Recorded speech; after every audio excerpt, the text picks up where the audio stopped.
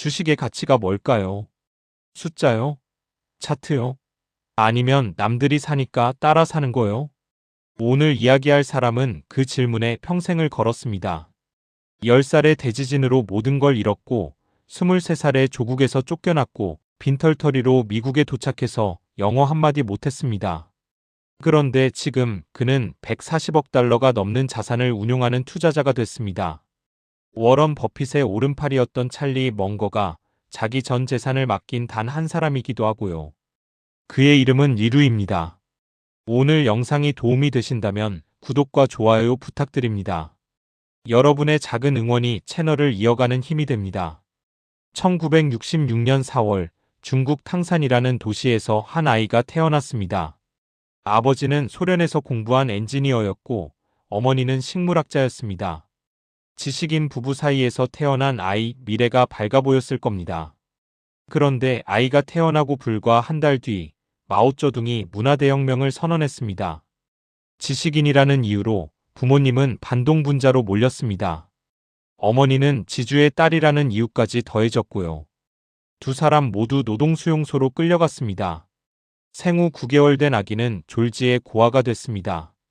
그때부터 리루의 삶은 떠돌이였습니다. 문맹인 광부집에서 자라다가 또 다른 집으로, 고아원으로, 또 다른 양부모에게로 정착할 곳 없이 이 손에서 저 손으로 넘겨졌습니다. 그러다 1976년이 왔습니다. 리루가 10살 되던 해였습니다. 7월 28일 새벽 3시 42분 탕산 대지진이 일어났습니다. 진도 7.8의 지진이 16초 동안 도시를 덮쳤습니다. 건물의 85%가 무너졌고 공식 사망자만 24만 명이었습니다. 실제로는 30만 명이 넘게 죽었다고 합니다. 역사상 가장 치명적인 지진 중 하나였고 탕산은 말 그대로 폐허가 됐습니다. 10살짜리 아이가 그 한복판에 있었습니다. 리루는 살아남았습니다. 어떻게 살아남았는지는 그도 잘 모른다고 합니다. 그냥 살아있었다고요. 주변 사람들은 죽었는데 자기는 살아있었습니다. 이 경험이 리루에게 남긴 건 뭘까요? 아마 이런 생각이었을 겁니다. 내일이라는 건 당연한 게 아니다. 모든 건 한순간에 사라질 수 있다. 어린 시절을 통째로 앗아간 그 도시에서 그래도 리루는 공부를 이어갔습니다. 1985년 19세에 난징대학교에 입학했습니다. 처음에는 물리학을 전공했다가 경제학으로 바꿨고요. 1989년 4월 대학교 4학년이 된 리루에게 역사의 경랑이 다시 한번 밀려왔습니다. 4월 15일 개혁파 정치인 후야오방이 세상을 떠났습니다. 그의 죽음은 중국 전역의 대학생들에게 불씨가 됐습니다. 처음에는 추모 집회였지만 곧 민주화 요구로 번졌습니다. 부정부패 척결, 언론의 자유, 정치 개혁. 학생들은 거리로 나왔습니다. 리루도 그중 한 명이었습니다. 난징 대학교에서 시작해서 결국 베이징 천안문 광장까지 갔습니다. 그는 학생 지도자 중 한 명이 됐습니다. 단식 투쟁에 참여했고 학생들을 조직했습니다. 5월에는 광장에서 상징적인 결혼식까지 올렸습니다. 수만 명의 학생들이 모여 민주주의를 외쳤던 그 시간, 리루는 23살이었습니다. 그리고 6월 4일이 왔습니다. 군대가 투입됐습니다.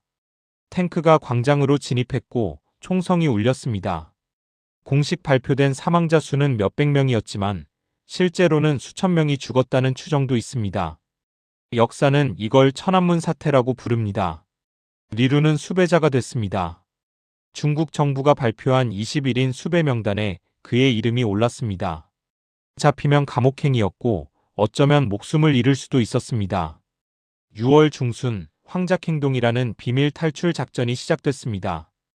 홍콩의 민주화 운동가들, 영국 정보부, 미국 CIA, 심지어 삼합회 조직원들까지 힘을 합쳤습니다. 이 작전으로 400명이 넘는 민주화 운동가들이 중국을 탈출했고 리루도 그중 한 명이었습니다. 한 증언에 따르면 리루를 태운 차에는 경찰 제복을 입은 사람이 동승했다고 합니다. 검문에 걸리면 체포 중인 것처럼 보이게 하려고요. 위장 경찰이 진짜 경찰인지 운동가인지도 분간이 안 됐다고 합니다. 수백 킬로미터를 이동해 광둥성 해안에 도착했고 거기서 밀수선을 타고 홍콩으로 건너갔습니다. 프랑스 외교관들이 기다리고 있었고 며칠 만에 비자와 여권, 비행기표가 준비됐습니다. 리루는 프랑스를 거쳐 미국으로 갔습니다. 23살 그는 조국에서 영원히 추방된 사람이 됐습니다. 1989년 가을 리루는 뉴욕에 도착했습니다. 가진 건 아무것도 없었습니다. 가족도 없고 인맥도 없고 돈도 없었습니다. 영어는 한마디도 못했고요. 다행히 그의 할아버지가 예전에 컬럼비아 대학교에서 박사학위를 받은 적이 있었습니다. 그 인연으로 컬럼비아에서 장학금을 받을 수 있었습니다. 리루는 영어 프로그램부터 시작했습니다. 말 그대로 알파벳부터 배운 겁니다. 그런데 이 사람 한 가지만 한 게 아니었습니다. 영어를 배우면서 동시에 경제학 학사 과정을 밟았습니다. 거기에 로스쿨도 다녔고 경영대학원까지 동시에 다녔습니다. 보통 사람은 하나도 버거운 과정을 3개나 동시에요. 1996년 리루는 컬럼비아 대학교 역사상 최초로 3개의 학위를 동시에 취득한 사람이 됐습니다. 경제학 학사, 법학 박사, 경영학 석사. 30세 때 일입니다. 그런데 리루의 인생을 완전히 바꾼 건 학위가 아니었습니다. 1993년 대학원 2학년 때 친구가 점심 먹으러 가자고 했습니다. 어떤 강연이 있는데 유명한 사람이 온다고요. 리루는 처음에 무료 뷔페가 있는 줄 알았습니다. 점심 뷔페라고 들었거든요. 막상 가보니 뷔페는 없었습니다. 대신 한 노인이 강단에 서 있었습니다. 워런 버핏이었습니다. 버핏은 그날 3가지를 말했습니다. 첫째, 주식은 종이 쪼가리가 아니라 회사의 소유권이다. 둘째, 안전마진을 확보해라. 틀렸을 때 크게 잃지 않도록. 셋째, 대부분의 사람들은 단기적으로 생각한다. 그게 장기 투자자에게는 기회다. 리루는 충격을 받았습니다. 그때까지 그가 알던 자본주의는 인맥과 정보력 싸움이었습니다. 배경 없는 사람은 끼지도 못하는 게임이라고 생각했고요. 그런데 버핏은 다르게 말했습니다. 그냥 기업의 가치를 연구하면 된다고요. 인맥도 필요 없고 특별한 정보도 필요 없다고요. 강연이 끝나고 리루는 버핏에 관한 책을 전부 찾아 읽었습니다. 2년 동안 공부만 했습니다.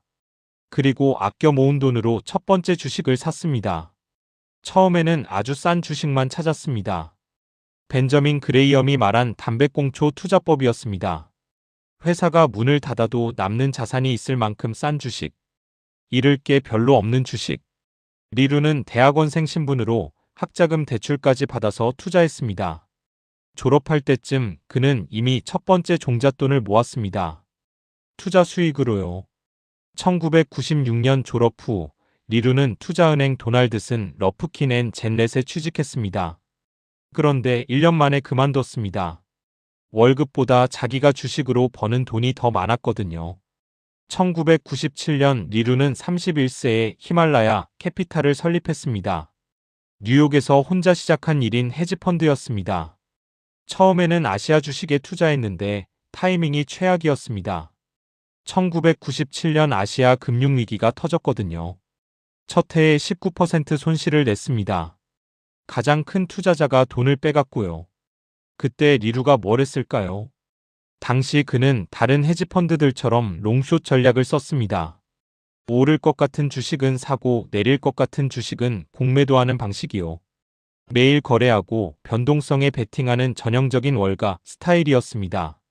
그런데 리루는 지쳤습니다. 매일 시장을 보고 매일 포지션을 조정하고 끝없는 제로섬 게임에 시달리는 것이에요. 공매도는 잘못되면 무한대로 손실을 볼 수 있었고요. 그래서 전략을 바꿨습니다. 폭락한 일본과 한국 주식 중에서 진짜 저평가된 것들을 골라 장기 투자하기 시작했습니다. 몇 년 뒤 펀드는 회복됐습니다. 2002년 리루는 중국 선전에 있는 작은 회사에 관심을 가졌습니다. 비아디라는 배터리 회사였습니다. 창업자 왕찬푸가 1995년에 30만 달러를 빌려서 시작한 회사였고요. 홍콩 증시에 막 상장한 신생 기업이었습니다.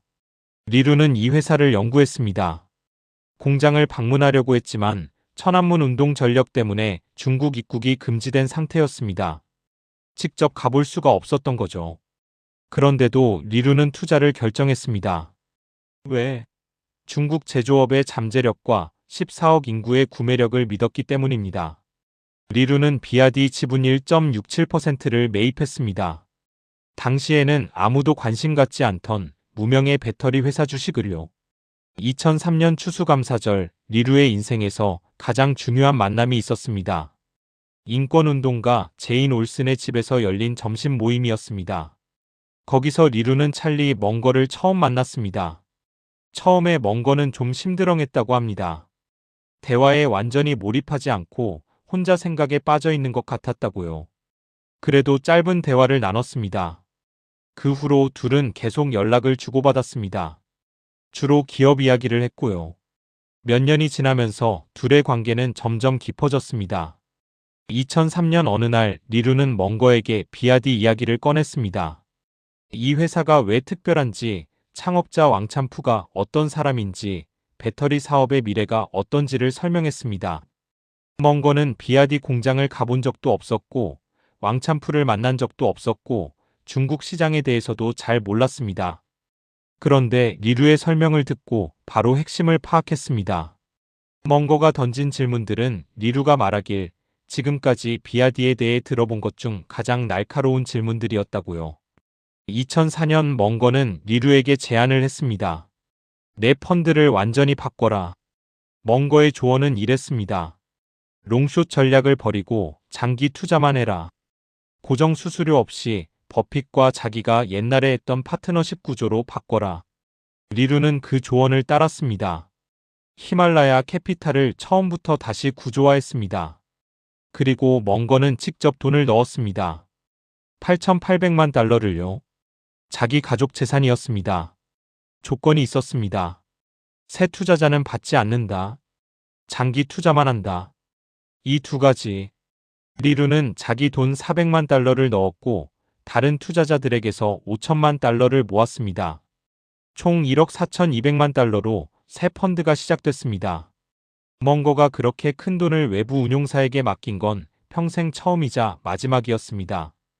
95세가 될 때까지 단 한 번 리루에게만요. 새 펀드가 시작되자마자 리루는 비아디 주식을 대량으로 샀습니다. 그리고 또 하나의 주식을 샀습니다. 구이저우 마오타이. 중국의 전통 술 브랜드였습니다. 당시 마오타이 주가는 주가 수익 비율 4배에서 5배 정도였습니다. 말도 안 되게 쌌다는 뜻입니다. 리루는 살 수 있는 만큼 샀습니다. 멍거는 나중에 이렇게 말했습니다. 리루는 그냥 트럭을 대고 실을 수 있는 만큼 다 실었어요. 그리고 대박을 쳤죠. 마오타이는 이후 20년간 주가가 287배 올랐습니다. 중국에서 시가총액 기준 가장 큰 상장사 중 하나가 됐고요. 2007년 리루는 히말라야 캐피탈 사무실을 뉴욕에서 캘리포니아 파사데나로 옮겼습니다. 이유는 간단했습니다. 멍거와 더 가까이 있고 싶어서요. 둘의 관계는 단순한 투자자와 펀드 매니저 사이가 아니었습니다. 멍거는 리루에게 멘토였고 스승이었고 친구였습니다. 리루는 멍거를 인생의 모든 것을 배우는 선배라고 불렀습니다.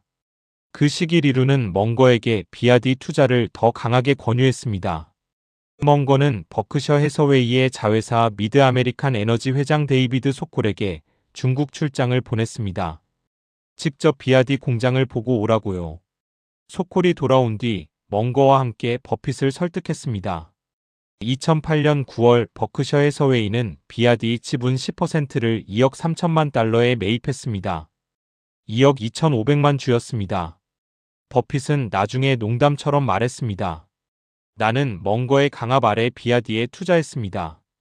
그런데 사실 멍거가 버핏에게 탁자를 치며 투자하라고 우긴 건 평생 딱 2번뿐이었고 그중 하나가 비아디였습니다. 2010년 리루에게 놀라운 일이 생겼습니다. 천안문 사태 이후 21년 만에 처음으로 중국 입국이 허용된 겁니다. 빌 게이츠, 워런 버핏, 찰리 멍거가 비아디 공장을 방문하는 일정이 있었고 리루는 그 일행과 함께 중국에 들어갔습니다. 수배자 명단에 올랐던 사람이 미국 최고의 투자자들과 함께 조국 땅을 다시 밟은 겁니다. 왜 중국 정부가 허용했는지는 정확히 알 수 없습니다. 다만 리루가 더 이상 정치 운동가가 아니라 자본가라는 점, 그리고 비아디라는 중국 기업에 거액을 투자한 사람이라는 점이 작용했을 겁니다. 멍건은 이렇게 말했습니다. 리루는 더 이상 혁명가가 아닙니다. 그는 자본가예요. 리루보다 더 자본주의적인 자본가는 찾기 어려울 겁니다. 그 무렵 리루는 버크셔 해서웨이의 차기 최고 투자 책임자 후보로 거론되기 시작했습니다. 월스트리트 저널은 멍거의 말을 인용해 리루가 버핏 은퇴 후 버크셔 투자를 맡을 것이 기정사실이라고 보도했습니다. 버핏 본인도 리루를 높이 평가했고요. 그런데 2010년 리루는 스스로 후보에서 물러났습니다. 이유는 공개되지 않았습니다. 다만 리루가 히말라야 캐피탈에서 자기만의 방식으로 투자하는 걸 더 좋아한다는 해석이 있습니다. 버크셔처럼 거대한 조직을 이끄는 건 그의 스타일이 아니었을 수도 있고요. 2014년 말 비아디 주가가 폭락했습니다. 홍콩 증시에서 주가가 47%나 떨어져 18.7홍콩달러까지 내려갔습니다. 2년 만에 최저점이었고요. 이스트아시아은행이 대량으로 지분을 매도하면서 공포 매물이 쏟아졌습니다. 시장은 패닉 상태였습니다. 비아디 미래에 대한 우려가 퍼졌고 기관 투자자들이 줄줄이 빠져나갔습니다. 그때 리루가 뭘 했을까요? 샀습니다. 평균 23.5홍콩달러에 329만 주를 추가 매입했습니다. 7,700만 홍콩달러 이상을 투입했고요. 지분율은 6.27%까지 올라갔습니다. 남들이 공포에 질렵할 때 리루는 더 샀습니다. 버핏이 말한 남들이 두려워할 때 탐욕을 부려라를 그대로 실행한 겁니다. 리루의 투자 철학은 간단합니다. 그런데 실천하기는 어렵습니다. 그가 가장 강조하는 건 지적 정직함입니다. 자기가 뭘 아는지, 뭘 모르는지, 뭘 안다고 착각하는지를 정확히 구분해야 한다는 겁니다. 대부분의 투자 실패는 자기가 모르는 걸 안다고 생각할 때 생깁니다. 리루는 이렇게 말합니다. 나는 세상에서 가장 똑똑하고 반대 의견을 가진 사람을 찾아서 그 사람보다 반대 논거를 더 잘 펼칠 수 있을 때까지는 내 의견을 가질 자격이 없다고 생각합니다. 이건 찰리 멍거한테서 배운 거라고 합니다. 투자에서 가장 위험한 건 내가 모르는 걸 모른다는 것이라고요.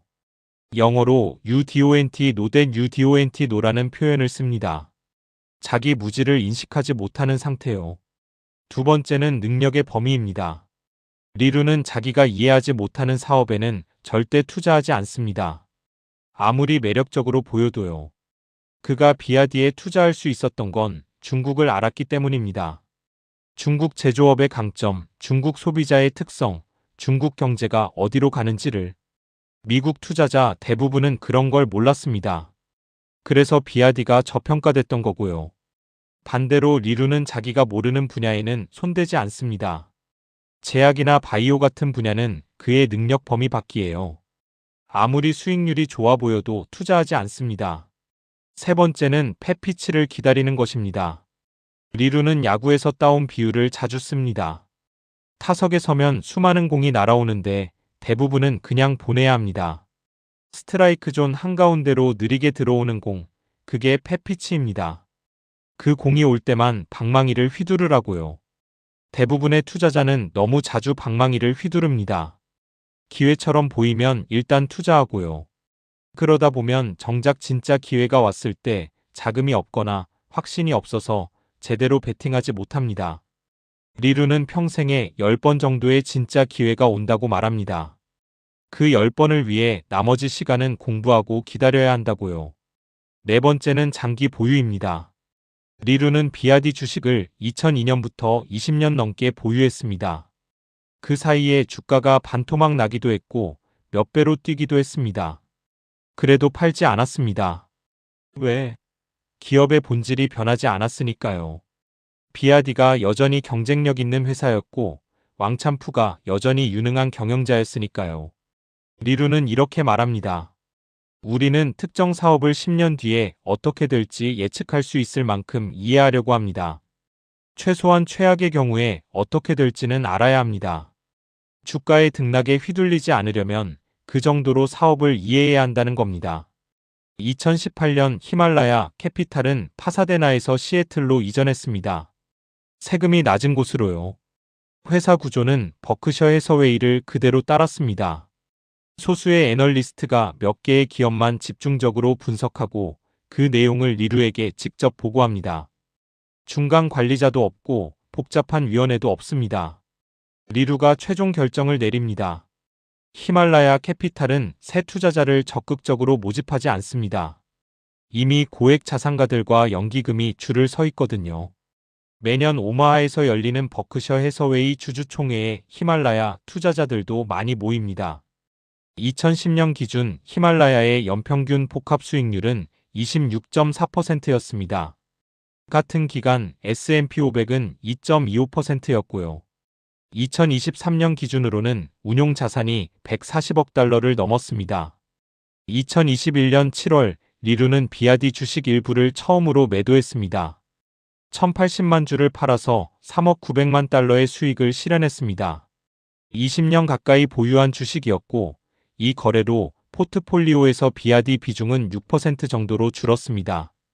왜 팔았을까요? 리루가 직접 설명한 적은 없지만 포트폴리오 리밸런싱이었을 겁니다.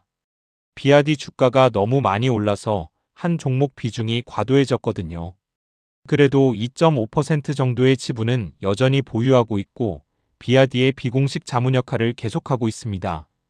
2023년 11월 찰리 멍거가 99세로 세상을 떠났습니다. 20년간 리루의 멘토이자 투자자였던 사람이었습니다. 버크셔 주주총회 한 달 전이었고요. 멍거가 리루에게 맡긴 8,800만 달러는 그 사이에 4억 달러가 넘게 불어났습니다. 거의 5배요. 멍거는 생전에 이렇게 말했습니다. 우리는 오랜 시간 동안 엄청난 수익을 냈습니다. 정말 대단한 수익이었죠. 리루는 멍거를 추모하며 중국어판 찰리 멍거의 지혜 서문에 이렇게 썼습니다. 제가 알게 된 지 수십 년이 지난 지금도 멍거의 에너지 수준은 변한 적이 없습니다. 그는 항상 활력이 넘쳤고 일찍 일어났습니다. 아침 미팅은 항상 7시 30분에 시작했죠. 저녁 행사 때문에 보통 사람보다 적게 잤는데도 그건 그의 넘치는 에너지에 영향을 주지 않았습니다. 리루는 지금도 히말라야 캐피탈을 이끌고 있습니다. 최근 포트폴리오를 보면 알파벳 구글이 가장 큰 미국 주식 포지션이고 뱅크 오브 아메리카, 버크셔 해서웨이, 이스트웨스트 뱅코프 등을 보유하고 있습니다. 중국에서는 우체국저축은행 지분도 상당합니다.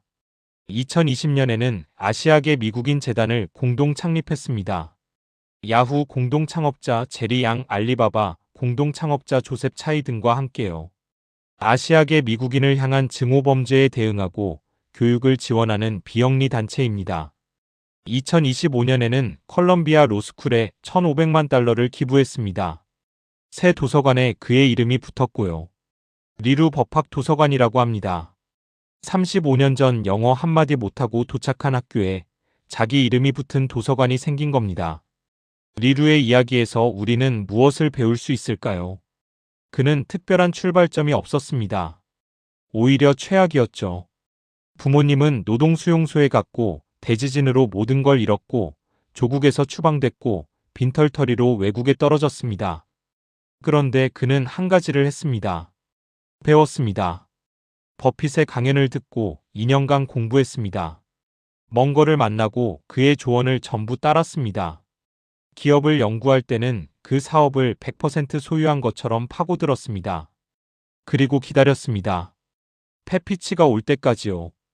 비아디가 왔을 때 망설이지 않았고 마오타이가 왔을 때도 망설이지 않았습니다. 남들이 무서워서 팔 때 그는 샀습니다. 투자의 본질은 결국 기다림입니다. 시장은 매일 가격을 외칩니다. 오늘은 이 주식이 좋다, 내일은 저 주식이 좋다. 뉴스가 쏟아지고 전문가들이 예측하고 남들이 돈을 벌었다는 이야기가 들립니다. 그때 중요한 건 흔들리지 않는 겁니다. 내가 이 사업을 이해하는가? 이 회사가 10년 뒤에도 살아있을 건가? 경영자가 믿을 만한 사람인가?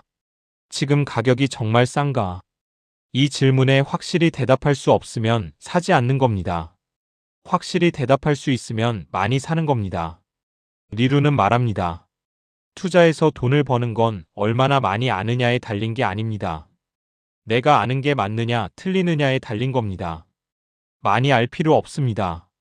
조금 알되 확실히 알면 됩니다. 그리고 확실히 알 때까지는 기다리면 됩니다. 오늘 영상이 도움이 되셨다면 구독과 좋아요 부탁드립니다.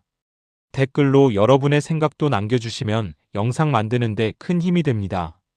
10살에 대지진을 겪고 23살에 조국에서 쫓겨나 빈털터리로 시작한 리루. 그가 증명한 건 결국 이겁니다. 진짜 가치는 흔들리지 않는다는 것.